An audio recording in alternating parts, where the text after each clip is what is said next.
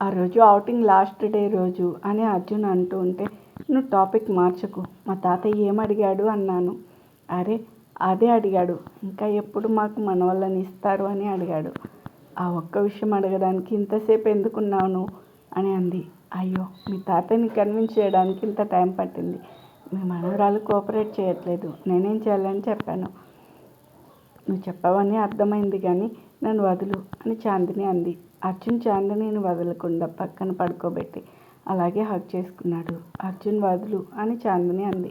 Attack చేసిన వాళ్ళు ఎవరో తెలుసుకోవడానికి మీ తాతయ్య కూడా మనుషుల్ని పెట్టారట, కానీ వాళ్ళు పట్టుకునే లోపు ఎవరో తీసుకెళ్లారట. ఎవరో నాకేమైనా తెలుసా అని అడగడానికి పిలిచాడు అని చెప్పాడు. నువ్వేం చెప్పావు అని అడిగింది.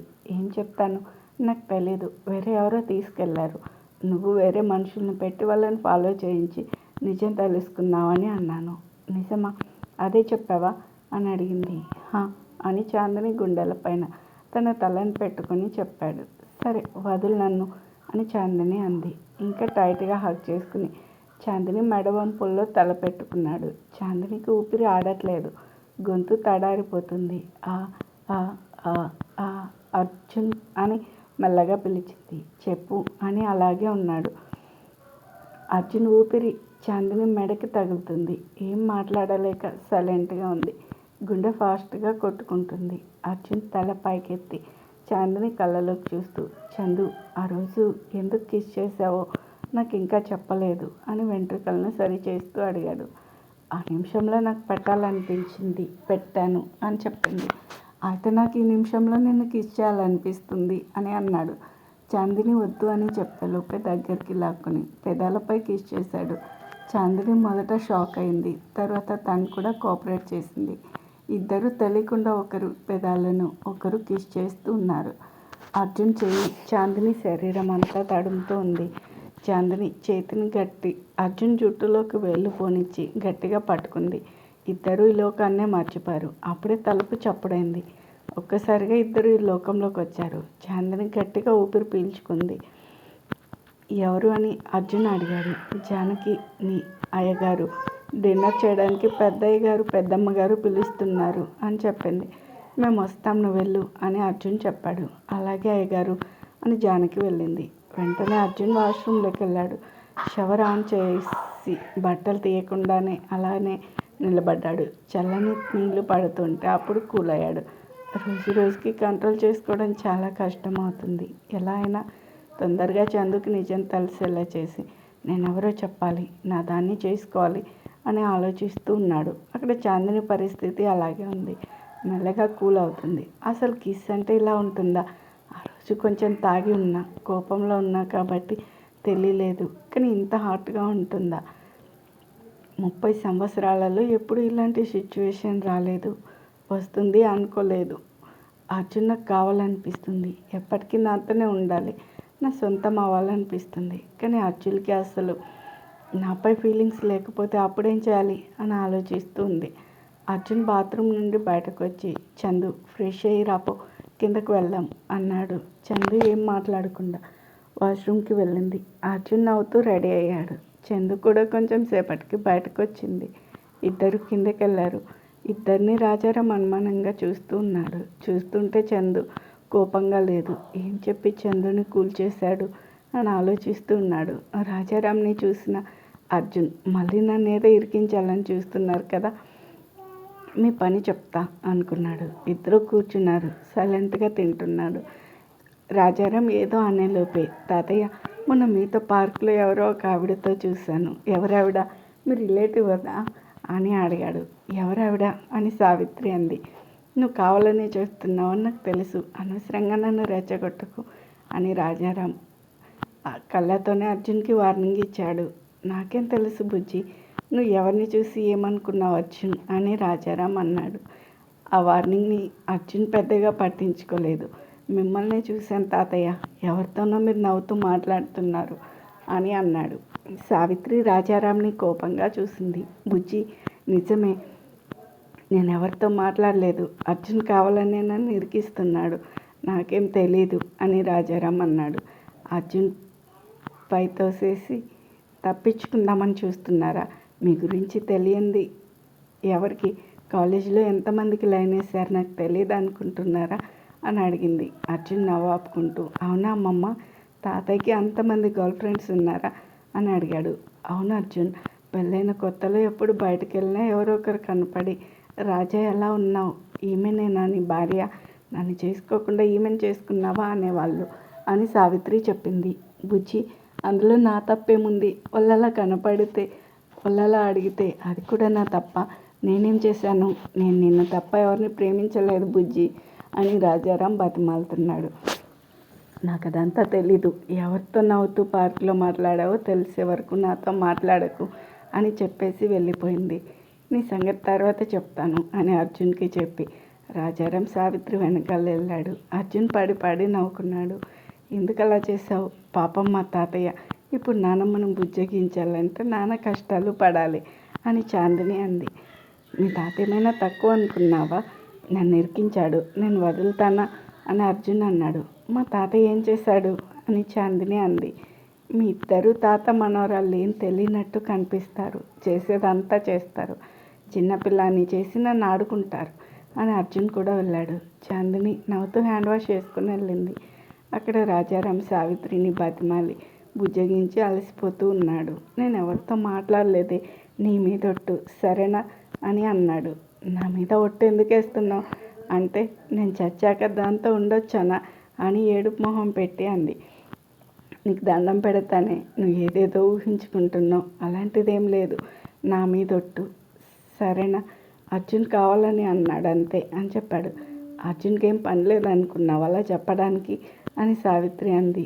అర్జున్ని నేను చందు దగ్గర ఇరికించానే, అందుకే అలా నీ దగ్గర నన్ను ఇరికించాడు అంతే అని చెప్పాడు. నిజమా అని సావిత్రి అంది.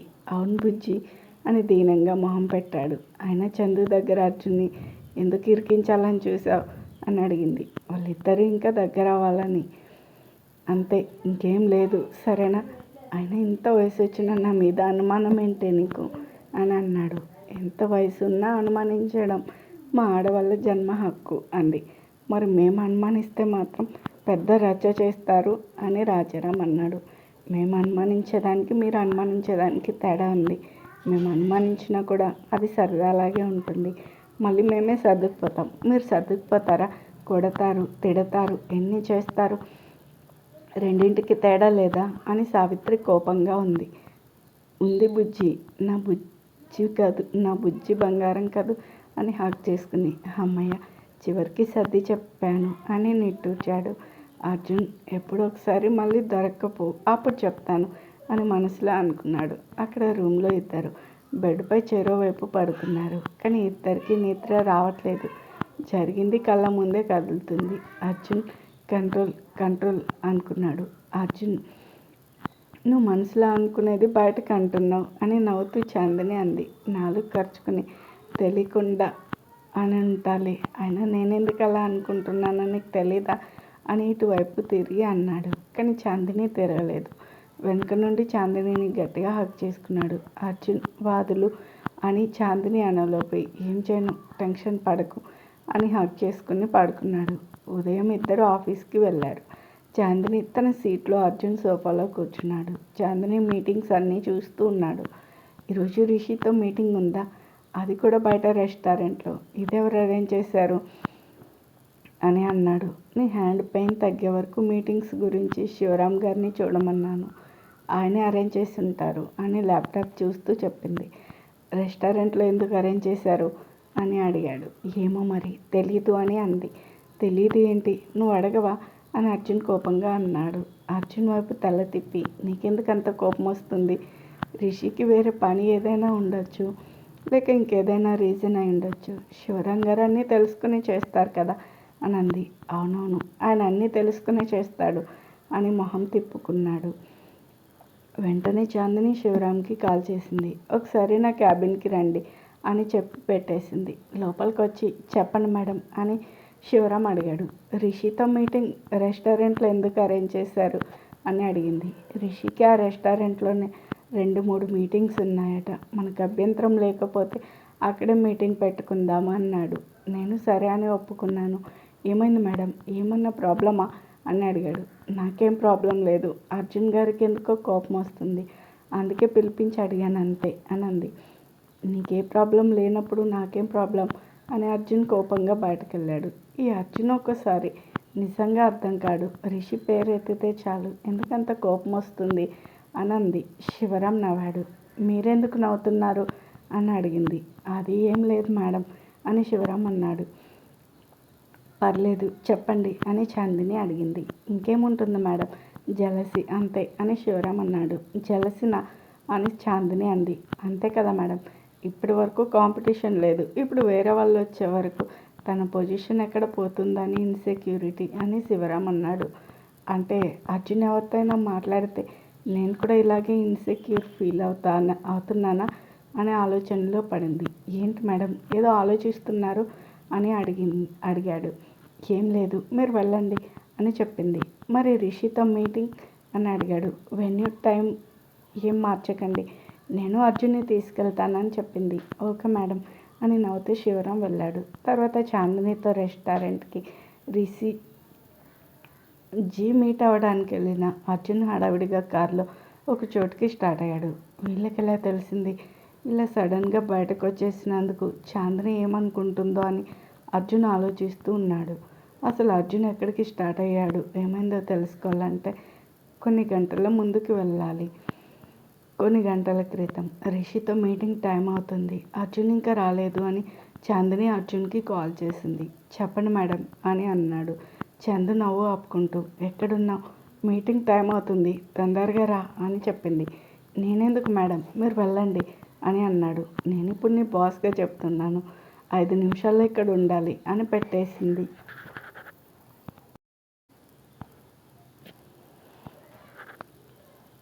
చాందిని నవ్వు ఆపుకుంటూ ఎక్కడున్నావు, మీటింగ్ టైం అవుతుంది తొందరగా రా అని చెప్పింది. నేనెందుకు మేడం మీరు వెళ్ళండి అని అన్నాడు. నేను బాస్గా చెప్తున్నాను, 5 నిమిషాల్లో ఇక్కడ ఉండాలి అని పెట్టేసింది. అర్జున్ 5 నిమిషాల్లో ఉన్నాడు. వెళ్దామా బాస్ అన్నాడు. చందు ఫైల్స్ తీసుకుని అర్జున్తో పాటు వెళ్ళింది. అక్కడ ఆల్రెడీ రిషి వెయిట్ చేస్తూ ఉన్నాడు. రిషి లేచి విష్ చేశాడు. Sorry for the trouble Chandini, ఇంకా 2 మీటింగ్స్ ఇక్కడే ఉన్నాయి, అందుకే ఇక్కడికి రమ్మన్నాను అని రిషి అన్నాడు. అయ్యో పర్లేదు రిషి గారు, మా బాస్కి ఏ ప్రాబ్లం లేదు, మీరు ఎక్కడ మీటింగ్ పెట్టినా వస్తుంది కదా బాస్ అని అన్నాడు. అర్జున్ మాటలు రిషికి విచిత్రంగా అనిపించి చాందిని వైపు చూశాడు. అర్జున్ మాటలు ఏం పట్టించుకోకు రిషి, నాకేం ప్రాబ్లం లేదు, కూర్చో అని తను కూడా కూర్చుంది. అర్జున్ మాత్రం నిలబడి ఉన్నాడు. నువ్వు కూడా కూర్చో అర్జున్ అని రిషి అన్నాడు. అయ్యో మీరు మా బాస్, పెద్ద పెద్ద వాళ్ళు నేను ఎలా కూర్చుంటాను, ఆఫ్టర్ ఆల్ పిఏని అని చెప్పి అర్జున్ కూర్చోలేదు. చాందిని తల పట్టుకుని కూర్చుంది. అర్జున్ కూర్చో అని చెప్పింది. ఓకే బాస్, మీరు చెప్తే కూర్చుంటాను, మీరు మా బాస్ కదా, మీరు కూర్చోమంటే కూర్చుంటాను, నిలబడమంటే నిలబడతాను అని కూర్చున్నాడు. అర్జున్తో ఇప్పుడు మాట్లాడిన లాభం ఉండదని రిషి వచ్చిన పని స్టార్ట్ చేయి అని చెప్పింది. ఓకే చాందిని అని రిషి ప్రాజెక్ట్ డీటెయిల్స్ చెప్తూ ఉన్నాడు. నేను కోపంగా ఉన్నా అవసరం లేదు, ఏమైపోయినా అవసరం లేదు, నీ పని నీకే కావాలి అని అర్జున్ మనసులో అనుకుంటూ కోపంగా ఉన్నాడు. Okay Rishi, that is fine, కానీ నాకు డౌట్ అని అంది. అడుగు చాందిని అని అన్నాడు. ఈ కాంట్రాక్ట్ మా కంపెనీకి ఎందుకు ఇవ్వాలనుకుంటున్నావు, ఇంకా చాలా పెద్ద కంపెనీలు కూడా ఉన్నాయి కదా. ఆఫ్కోర్స్ నువ్వు నాకు ఇచ్చినందుకు సంతోషమే, కానీ ఎందుకు అని డౌట్ అంతే అని అడిగింది. ఆ రోజు అవుటింగ్లో నువ్వు మాట్లాడేది విని నేను చాలా ఇన్స్పైర్ అయ్యాను చాందిని. నువ్వు మీ స్టాఫ్కి ఇచ్చే value, benefits, respect, I like it. అందుకే నాకెందుకో ఈ ప్రాజెక్ట్ మీ కంపెనీనే బెస్ట్ అనిపించింది అని చెప్పాడు.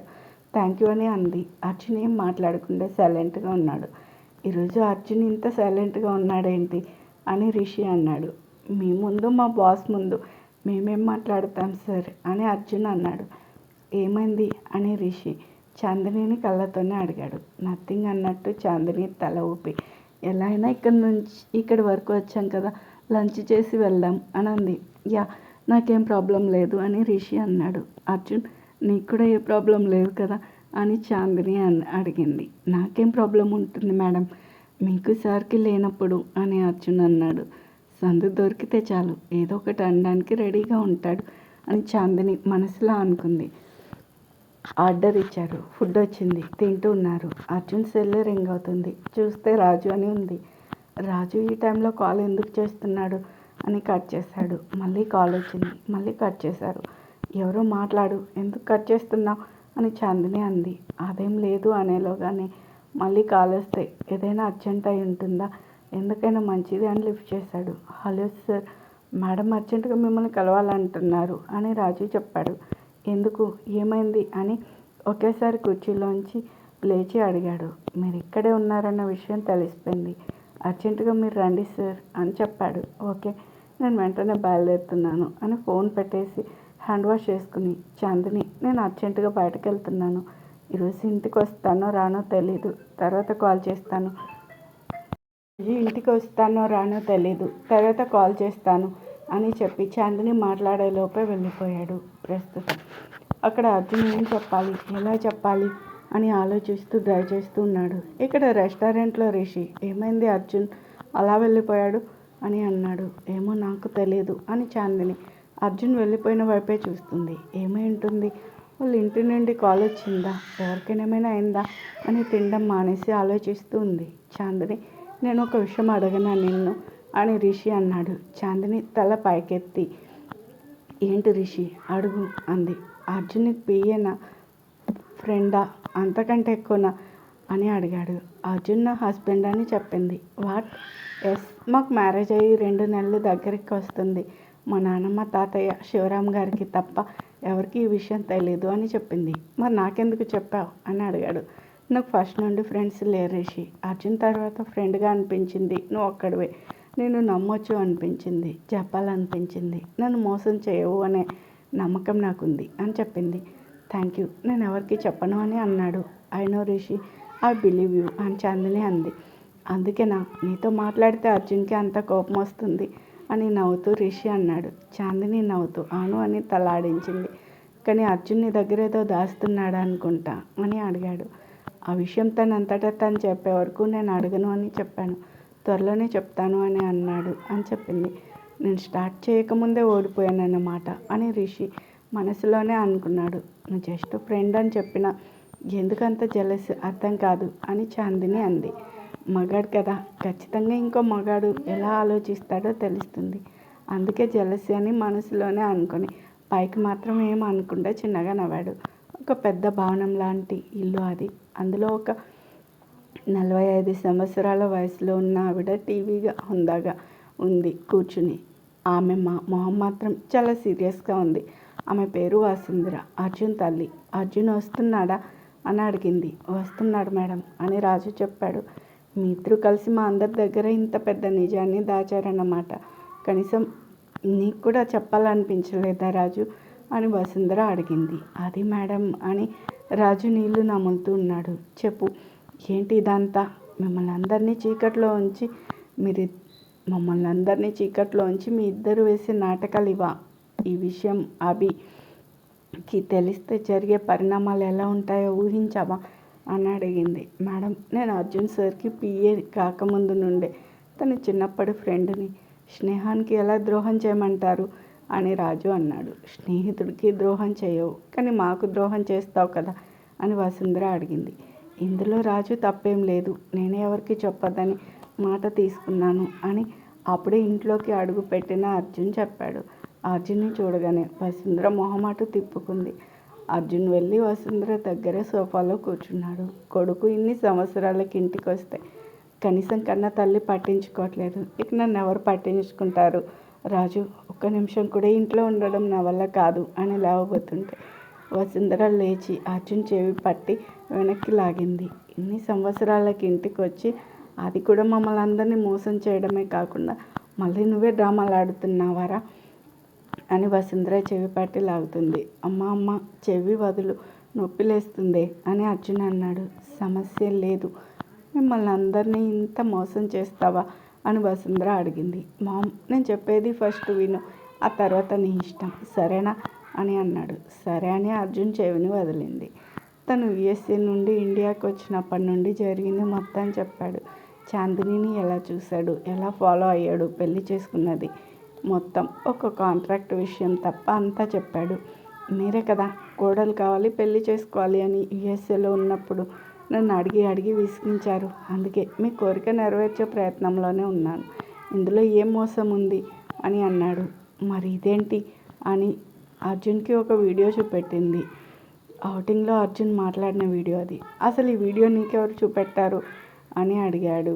నేను సోషల్ మీడియా ఫాలో అవ్వను అనుకున్నావా? నాకేం తెలీదు అనుకున్నావా? అయినా విషయం ఏది కాదు. అది కాదు, నువ్వు పిఏగా ఎందుకు జాయిన్ అయ్యావు? నీ గురించి చెప్తే తనే ఒప్పుకునేది కదా. మా దగ్గర పెళ్ళైన విషయం ఎందుకు దాచావు?